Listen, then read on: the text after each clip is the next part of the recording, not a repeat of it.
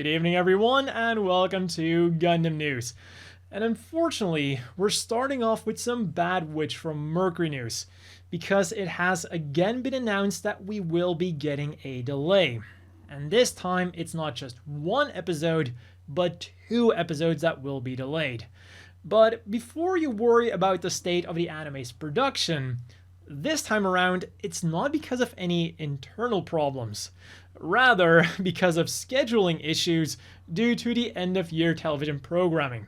Because even though we are watching Witch from Mercury online, whether it's Crunchyroll, YouTube, or Netflix, in Japan, it's of course just being broadcast on television. So episode 10 will still air according to plan this week, but episode 11 will be delayed for 1 week because of Hodo no Hi 2022, which is like a special recap program of everything that happened this year. Which means that episode 11 will then be airing on December 25th instead. And then normally, episode 12, being the final episode of the year, should have aired on January the 1st, but this is also pushed back 1 week because of special New Year's Day programming. The second headline then is fortunately significantly better, especially for the American viewers. Now, a while back we got the promise that Bandai was going to be focusing more on the international audience as well. And this week, they definitely began delivering on that promise. G Fuel will be releasing their original Gundam-inspired Melon Ramune powder, produced by the Earth Federation for use against the Principality of Zeon. And this will most definitely give you that extra boost that you need to get the most out of your mobile suit and push it to the point where it definitely needs magnetic coating to keep up with your superior reflexes. And of course, this MSM31 on powder will be bundled with a Gundam and Zaku 2 shaker cup for $59.99. The set will be shipping out in January and is linked down below. And now, of course, anyone who says America and Gundam says Gundam Wing. So as soon as I heard that there was going to be some America-focused Gundam merchandise, I just knew there had to be something Gundam Wing related. And unsurprisingly, that is the theme of the second collaboration. Meaning that tomorrow, Higround will be dropping 3 Wing Gundam themed keyboards. 1 with a full body image and 2 with just a head in either standard white or blue. Maybe now I will finally have to make the switch to a QWERTY keyboard instead of an AZERTY keyboard. But anyways, other than the keyboards, there's also some really cool desk mats, a Dead Scythe t-shirt, a Dead Scythe hoodie, and a Wing Gundam tote bag. And like I said, all of these will be dropping on the 9th and the link is down below. And while you're down there, also let me know which collaborations you would like to see in the future. On the Gunpla front then, we're also starting with Witch from Mercury, because first and foremost, we got the amazing looking box art of the equally amazing high-grade Feroct. Then we got some extra action poses of the high-grade Michaelis, showing that right arm in full action, and also some action shots of the Beguir-Beu with its anti-Gundam shield. I'll take 5. Well, 3, because that is the maximum that Hobbling Japan allows one person to order. And if you still want to order one of these, the links are down below. As well as the links to all of the other really cool Gundam stuff that they've got, like the Real Great God Gundam, which isn't just the most articulated Real Great up to date, but potentially one of the most articulated Gunpla ever. And in addition to that, it is safe to build, it's reliable to pose, it can fly, it can dance, God Gundam. And it also comes with a sweet amount of accessories. For the other Gunpla news then, we unfortunately have to go to limited kits. First up was the announcement of the high-grade Psycho Doga, which will be releasing at Gundam Side F on the 19th. And not only will this be limited to Side F, but it seems like it'll also only be sold through lottery sales.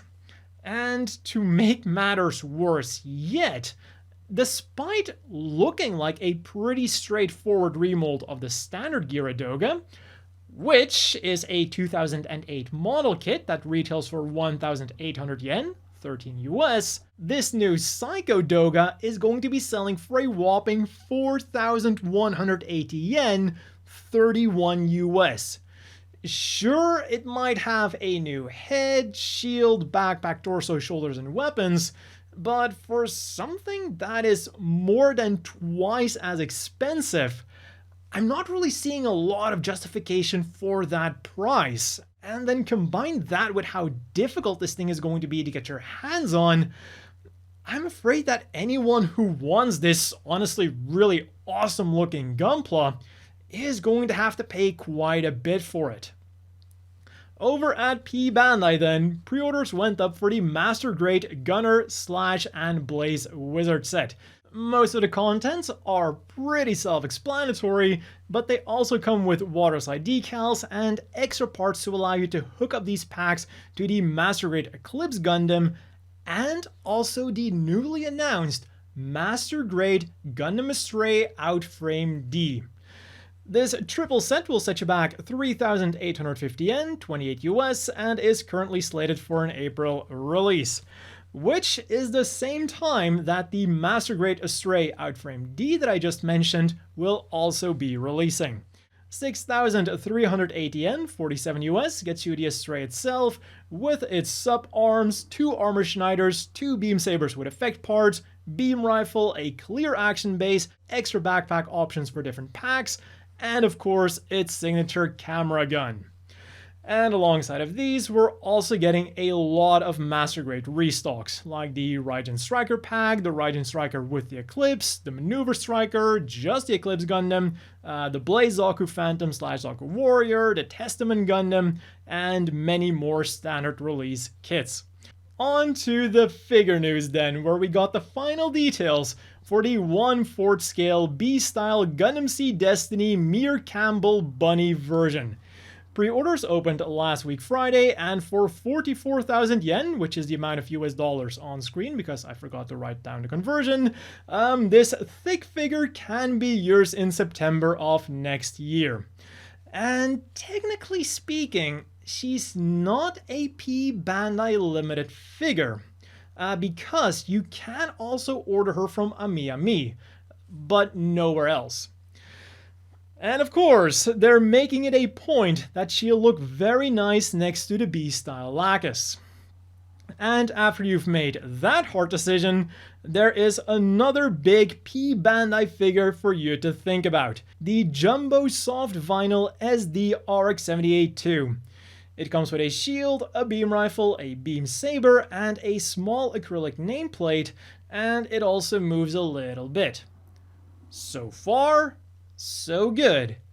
However, the price for this 23 centimeters tall figure, around 9 inches, is 16,500 yen, 120 US.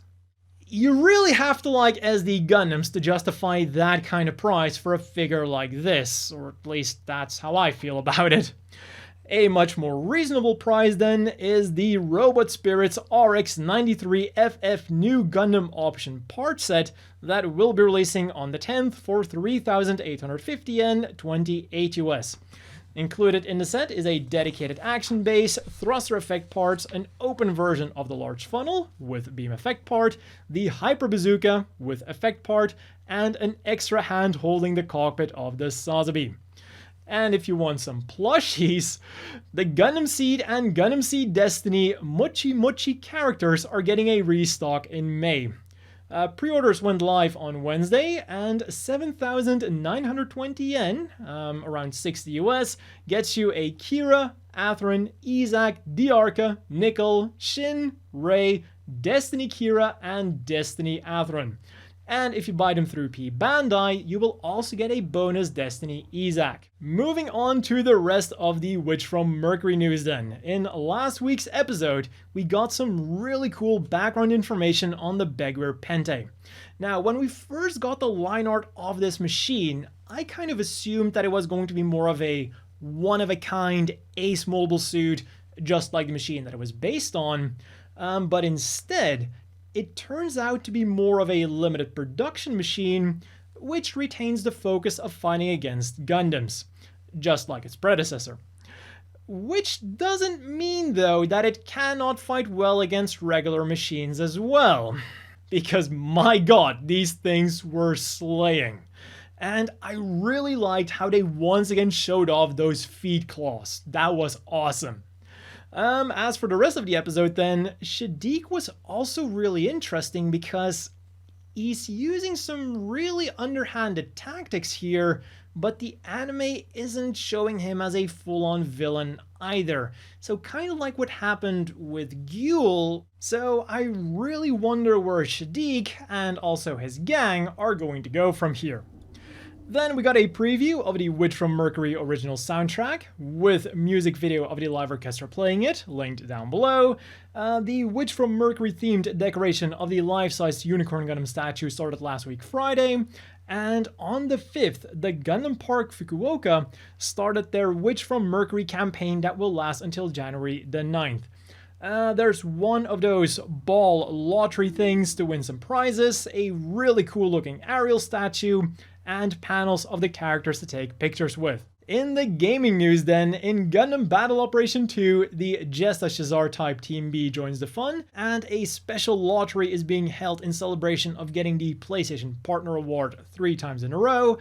In Gundam Breaker Mobile, the Hyaku Shiki bursts onto the scene, as well as the ultimate roar of the strongest mobile suit missions. In the Gundam Bonds of the Battlefield arcade game, the G3 Gundam and Char's Custom Gelgook have become available, as well as a new map, the Mining City. Gundam Evolution got a really cool advertisement at Shinjuku Cross Vision, which plays multiple times an hour.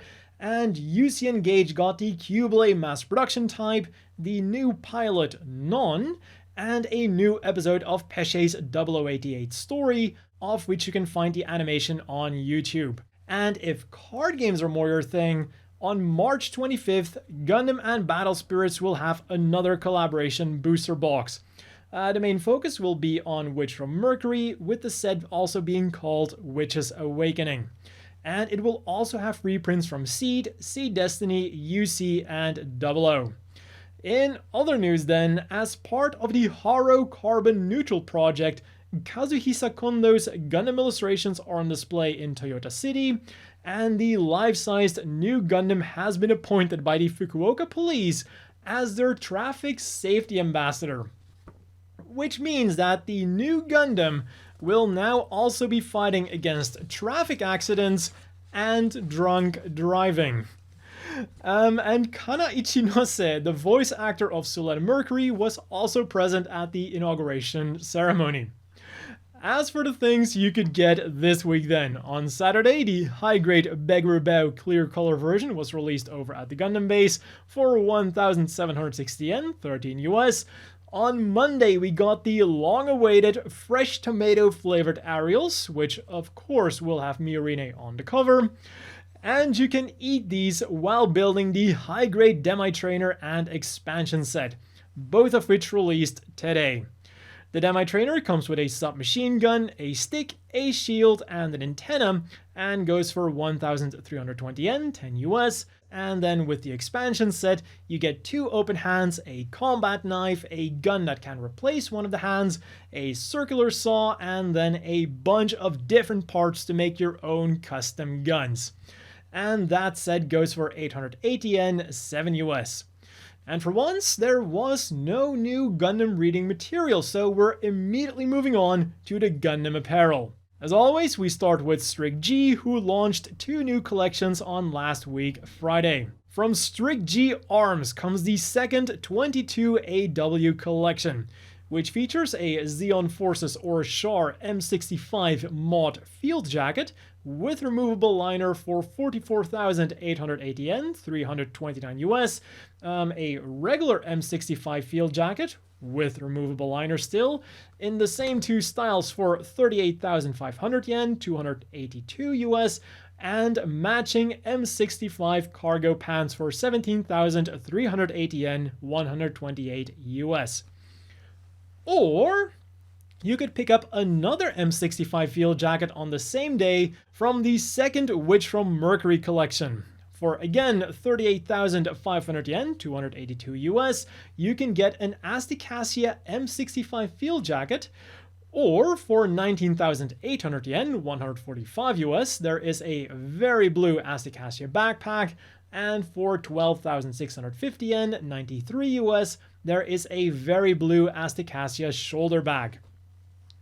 Bunkure, meanwhile, started with one of the best pieces of Gundam apparel I've seen so far. Remember those fire extinguishers and glue shooters that are hidden in the hands of many of the Zeta Gundam machines?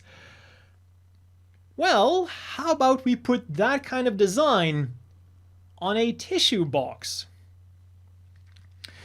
So now you can buy a tissue box where the Hyaku Shiki shoots out the tissues. Pre-orders opened last week Friday, and for 3,300 yen, 24 US, this thing can be yours in January. I wonder if they're also going to be releasing a Rick Diaz version of this. And on the same day, pre-orders also went live for the Gundam UC Mark Apparel and Miscellaneous Item Collection.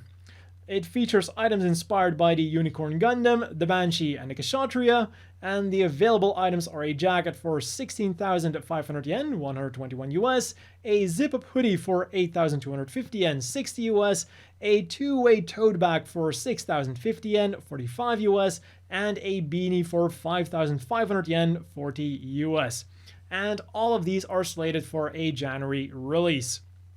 And on Sunday then, pre-orders started for some Witch from Mercury accessories that are slated for a February release. For your high grades, there is the Witch from Mercury large acrylic logo display X for 1,650 yen, 12 US. And for yourself, you can get a bunch of jewelry based on the different houses and the school itself. You can get a little charm for 3,520 yen, 26 US, and a brooch for 3,080 yen, 23 US. And the available designs are the usual ones. There's the standard Asticacia symbol, the Holer symbol, Jaturk, Pile, and Grassley. And then finally on Wednesday, you could pre-order a belt with either a Federation, Zeon, Char, Neo Zeon, or Amuro emblem. Each of them goes for 3,850 yen, 28 US, and is slated for a January release. And let's quickly wrap up with this week's polls. And this time around, it wasn't just Gundam.info, because Gundam Navi, a Japanese Gundam app, had a poll for the best Witch from Mercury scenes from the first 6 episodes. And it really should not come as a surprise that the most popular scene was of Choo Choo getting in the fist fight with the 2 Spatian girls. Because of course. Not only did that scene very well illustrate the deep-seated hatred and prejudice between the Spatians and the Earthians, the Artians, but it also showed Choo Choo knocking out one of the girls cold. Like, she just hit her and she went down immediately. Not something you often see in anime or just movies either. Number 2 then was Gyul's surprise proposal to Soletta, which was also very impactful and unexpected, but in a completely different way. And then in 3rd place was Miorine's rebellion against her father, which apparently even became a meme over at the Japanese side. Then from Gundam.info we got the results for which machine of the 3rd volume of Gundam Artifact we're looking forward to the most. A choice that was really difficult to make because all of the options were equally awesome and this is really reflected by the results. All of them are very close to each other, especially when you compare to some other polls that we've seen in the past. In first place, we have the Zeta Gundam with 32.1%, closely followed by the Q-Blade with 28.5%, the Stark Jagan rounds up the podium with 22%, and then finally the Goof Fly type also put up a good fight with 17.3%. So now let's see what the next lineup of the Gundam Artifact line will hold and what style they're going to go with. And finally then, the ongoing poll. With the upcoming release of the Ultimate Luminous new Gundam, Gundam.info wants to know which other Sharp's counterattack machine we would like to see next as part of that line. And unlike the previous poll, the results here are much less equal. And some of those I totally expected, but there is one unexpected thing in here as well. In last place, we have the Yog Doga and Alpha Aziero with 41 and 85 votes respectively, which is kind of a given when you think about the other machines that are also on this list. But what did surprise me is that the Rigazi with its 125 votes is actually kind of close to the Sazabi, which has 195 votes. Now, admittedly, that is still a pretty substantial gap, but I would have expected it to be way bigger. And that has been all for this week's Gundam news. A big thanks to Hobbling Japan for providing me with the Real Great God Gundam. Again, links down below. As always, another big thanks to the Patreon supporters. I hope everyone watching has a great evening, and I'll see you all next week with more Gundam news.